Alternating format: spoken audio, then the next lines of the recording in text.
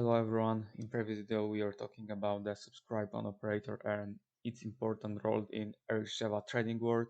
Today we'll discuss about the trading switching with the observe-on operator. Let's get started. Let's describe for now one of the common issues that switching thread solves. So suppose we have this Android application with one button. When this button is clicked, we fetch the weather info, for example, for the place where you are living. Now, to be more specific, we fetch this data with such code. So I have action fetch weather info, and I'm using scheduler.io. The reason for that is, of course, that we are making the network request, and in case of Android, you need to have such a code performed on the different thread than the main thread. When we have this data back, I mean the weather data, we save this data and we try to change the button text to success. But unfortunately, this code will crash your application. The reason for that is we tried to update the view from the IO thread. In Android world, the whole GUI, so all elements you see, are created by so-called UI thread, which is also called the main thread. Because of synchronization purposes, only UI thread can touch and modify the views.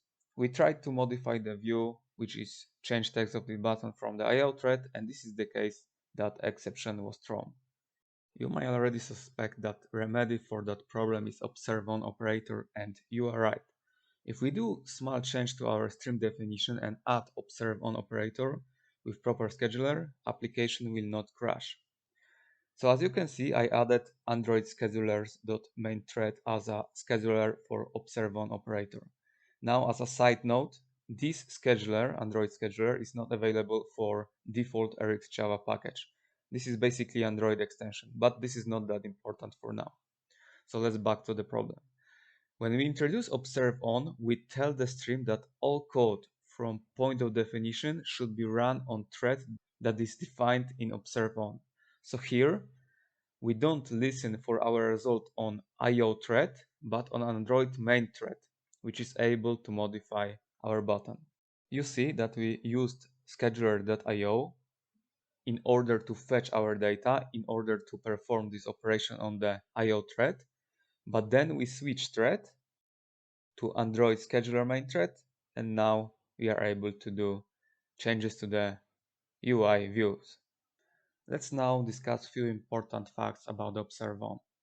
The first thing is that observeOn is not only used for switching threads from background to UI thread. It can be actually used for any thread. You can easily switch from one background thread to another background thread, and we'll see this in a minute.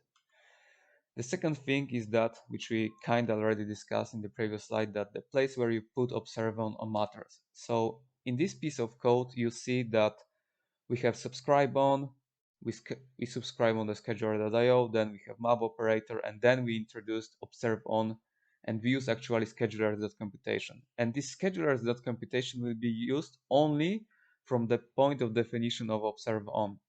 So our code, I mean specifically when we have map operator, this will be performed on the IO thread. However, because we switched thread in the observeOn, the last part of the stream will be performed on the computation thread. Another thing is that you can put multiple observeOn in the stream. So you can actually switch threads multiple times during the stream execution. So for example, here I'm just emitting 3 items and I'm subscribing on the IO thread. So those items are emitted on this IO thread. Then right away I switch the thread to computation. I'm doing some mapping, and after the mapping I again change the thread to single. So you can have as many observeOn as you want, as you need in your stream. Now let's have a look at the very simple example of observeOn. I have a very simple stream. I emit hello world string. I'm subscribing on schedulers.io scheduler, and on next, so when item is emitted, I'm printing the thread name which emits the item, and also in my observer I print the thread name which receives the item. So my result. Let's run this. As you can see, the thread which emits the item is exactly the same thread which receives the item. And this is Rx cached scheduler, Rx cached thread scheduler -1 when it comes to emitting item, and when it comes to observing item, this is exactly the same thread. And this is because of introduced this subscribe on operator. Now, what happens when I add observe on here? And let's say that I want to observe on the single thread. Now I run this example again.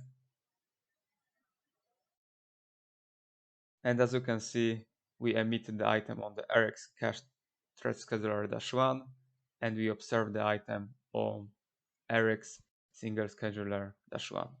So we emitted item on the one thread and we observed the item on the another thread because of course of this introduced observe on operator.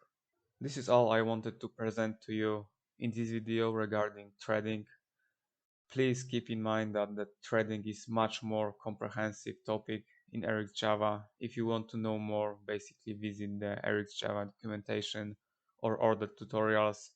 For now, with this video, we are ending the RxJava series. So thank you for spending with me so much time. I really appreciate. For now, have a good day and see you in the next video. Bye.